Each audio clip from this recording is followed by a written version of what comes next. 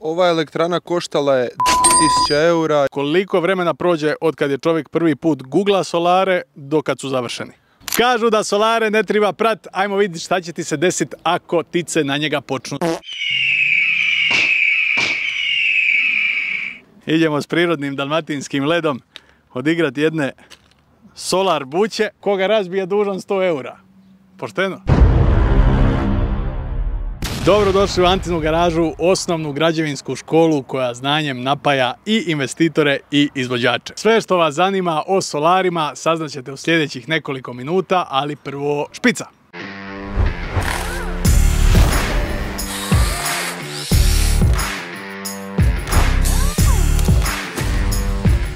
Prva bitna stvar, danas ne govorimo o panelima za toplu vodu. To je ono kad na kući od 400 kvadrata vidite dva panela, to je u stvari moderni crno ofarbani bojler. Danas govorimo o kućnoj elektrani. To je ono kad vidite pun krov solara i susjeda koji ne plaća struju. Amateru, ne treba ti solar za ne plaća struju. Dakle, cijeli sistem funkcionira na sljedeći način. Vaš krov je vaša elektrana spojena na HEP-ovu mrežu, ona proizvodi za vaše potrebe, a ako proizvede više nego što vi potrošite, višak ide u mrežu i HEP plaća vama. A ako više potrošite nego što vaša elektrana proizvede, onda vi plaćate HEP-u. Logično. Prva bitna stvar u toj računici je da HEP plaća manju cijenu kad kupuje struju od vas nego kad vam je prodaje. Međutim, ako već kupujete elektranu i ako plaćate inverter i ostalu polaznu opremu, nije loše staviti dodatno pokoji panel jer vas on u stvari ne košta puno. Pa čak i po toj manjoj cijeni po kojoj HEP otkupljuje struju od vas i dalje će vam se isplatiti. Elektrana može biti sa baterijom ili bez. Mane baterije su cijena, s obzirom da su još uvijek jako skupe, međutim konstantno im cijena pada. Dakle, u budućnosti bit će jedna logična investicija. Zašto? Kad se cijela mreža sruši, ako imate solare, a nemate bateriju i vi ste ostali bez struje. Međutim, ako imate bateriju, može se srušiti po svita, ti struju imaš. Grijat se na bateriju. Kad se zapali baterija u 9. mjesecu, grijat ćeš se na nju do 12. Baterije su, kažu proizvođači, sve sigurnije, međutim, mana im je što za njih trebate prostoriju i to posebnu prostoriju, dobro osiguranu. Ništa baterija, samo dizel.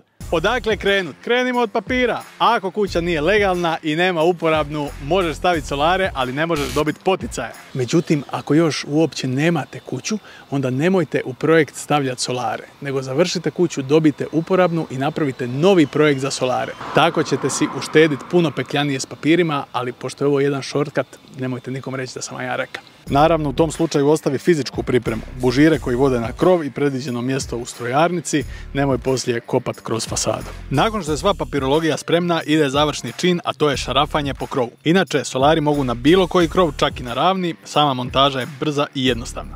Postavlja ih se pod kutem od 30 stupnjeva i to okrenute prema jugu, jer to maksimalno iskorištava sunčevu svjetlost. Sad će vam kaci kako panete džabovan! Ako padne, nek pada na glavu. Iako je Hrvatska u vrhu po broju sunčanih sati i broju crnih bojlera, u dnu je po instaliranim solarnim panelima. No, i to se mijenja. Evo, od kad ste klikli na ovaj video, jedna zadarska kuća se okitila novim krovom koji će ju napajati.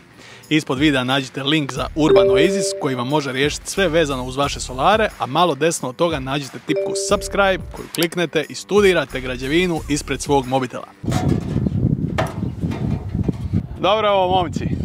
Olike su fuge u keša kako pa onu radi. A da vas ne bi keramičari učili o solarima, s nama je Marko Ratković, vlasnik firme Urban Oasis, koji će nam odgovoriti na par brzopoteznih pitanja. Urban Oasis! Marko, koliko je investitora koštala ova priča, dakle konkretno ova kuća, ova elektrana, koliko je došla? 10.000 eura i u prosjeku dođu od 10 do 12.000 eura za obiteljsku kuću u okolici Zadra i na moru u stvari. Koliko tu tebe ima, a? Ima posla, jel da? Koliki dio od toga je platio investitor, a koliki država? Investitor na početku plaća sve i onda kasnije ima pravo od države dobiti poticaje za 50% povrata sredstava. Koliko traje postavljanje solara? Traje u prosjeku 2 do 3 dana. A koliko vremena prođe od kad je čovjek prvi put googla solare do kad su završeni? Prođe sigurno pol godine. A koliko prođe od kad je googlao solare do kad je dobio pare nazad od države? Tu može proći do godinu i pol, dvije. Na što treba paziti kod poticaja? Treba paziti na to da su svi papiri čisti, odnosno da se točno zna da je vlasnik na toj adresi, da ima prebivalište, da je kuća na njemu, odnosno obračunsko mjerno mjesto od HEP-a na njemu i da ima dakle uporabnu građevinsku dozvolu i sve ostale dokumente koji dokazuju da je on vlasnik i elektrane i kuće. Mora biti, jel ne? Ništa onda.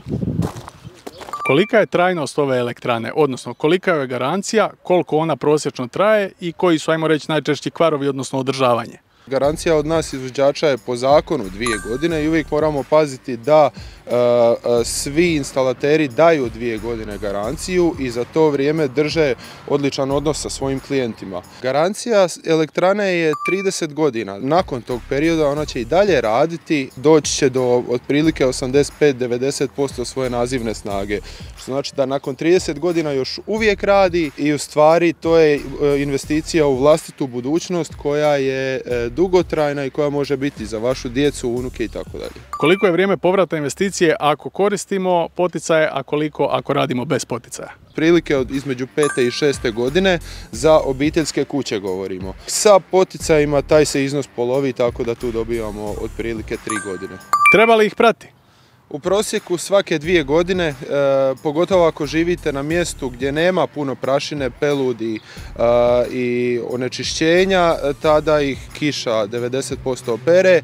Nakon 2 godine mi pokušavamo svakako oprati kod svakog svojeg klijenta elektranu i nakon toga im nudimo mogućnost održavanja elektrane. Aha, a vi dakle perete, odnosno nudite i uslugu pranja, je li tako? Projektiramo, nabavljamo, montiramo, peremo, radimo sve komplet ključ u ruke. Ajde, pa vi ste ozbiljni čovječe. Kako znamo koliko panela možemo postaviti? Damo stručnjacima da naprave glavni projekt. Naši projektanti pogledaju vaše obračunsko mjerno mjesto, vide ili imate monofazni ili trofazni priključak.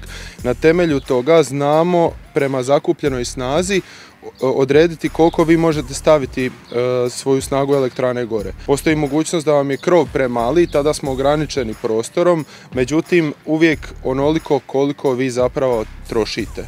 Još jedno pitanje koje se znalo po TikToku pojavljivati, zrače li solari i proizvode li prljavu struju? Evo sad da u kratkim crtama objasnim tu dilemu.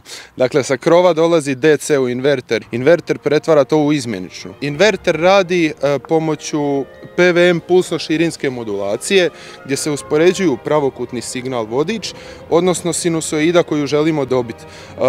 Dakle, kako sklopovlje radi, odnosno kako radi pretvarač na način da brzo uklapa i isklapa. Što se dešava? Dešavaju se visoke frekvencije. Kad pogledamo frekvencijski spektar, postoji stvarno jako puno visokih frekvencija, ali svaki kvalitetan inverter ima takozvani niskopropusni filtar, dakle koji služi prvo tome da čuva vašu instalaciju i mrežu, drugo štiti nas od tog takozvanog zračenja. Dakle, ključ je u kvalitetnom inverteru, je li tako? Najveća stvar u elektrani je u stvari kvalitetan inverter. Pogledaj Stipaj.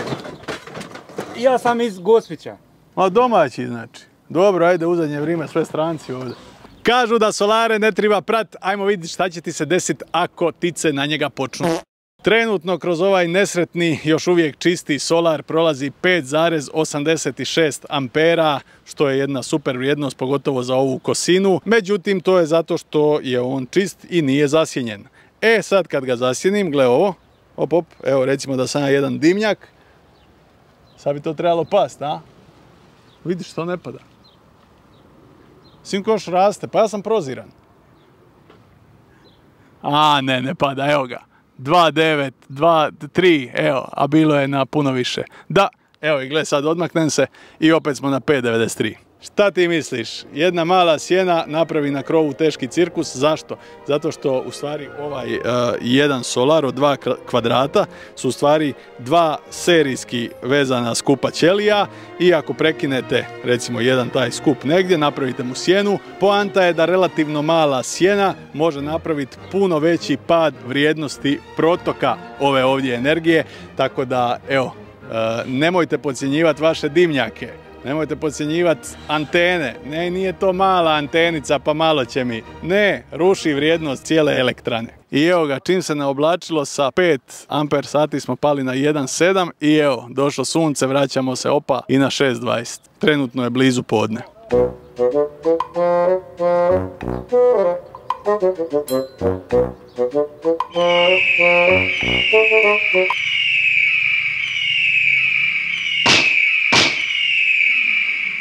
Dakle, vrijednost ampera na ovom multimetru se neznatno promijenila, neznatno pala, što znači da u stvari ptice nisu nekakav problem. Ako vam ovako izgleda solar, znači da vam kuća i auto izgledaju 20 puta gore. U svakom slučaju ovo će kiša oprat, vama neće usporiti elektranu, tako da konačni zaključak ove priče, ptice nisu toliki problem, veći problem bi mogla biti prašina ili kisele kiše koje se talože, tako da jednom u par godina bi trebalo solare oprat. Pa mislim, logično, puštajte vodu za svojim pticama i bit će sve u redu. Evo nam prike sa kanaderom, konačno znamo kako ćemo oprati solare. Evo, na kraju, ipak solare najbolje opere kiša, ili u ovom slučaju Marko. Međutim, šta ako ova voda krene padat u jednom drugom agregatnom stanju? Ajmo vidjeti. Idemo s prirodnim dalmatinskim ledom odigrati jedne solar buće. Koga razbije dužan 100 eura. Pošteno?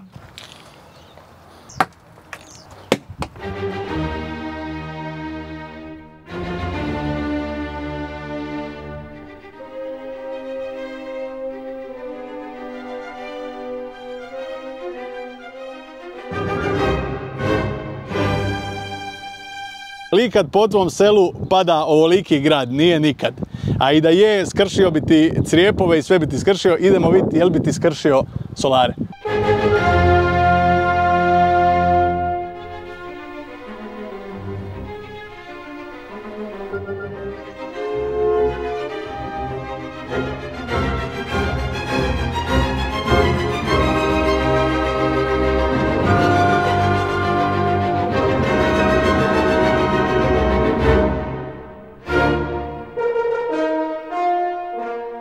Evo, današnji video je pokazao da vas ne treba briniti šta vam ptice idu, a ne treba vas briniti ni što led pada s neba. Solari su preživjeli nasrtaje ovih divljaka i led s benzinske.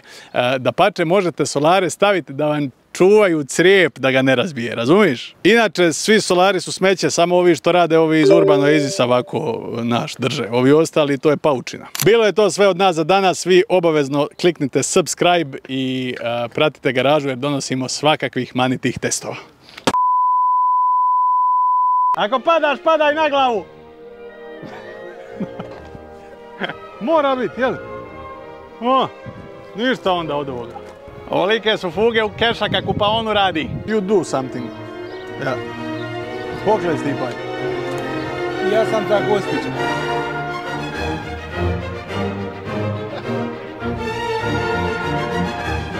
Bilo je to sve za danas, vi lajkajte Garažu, naravno subscribeajte da vidite još ovakvih i još manitih testova. Šta je lovere?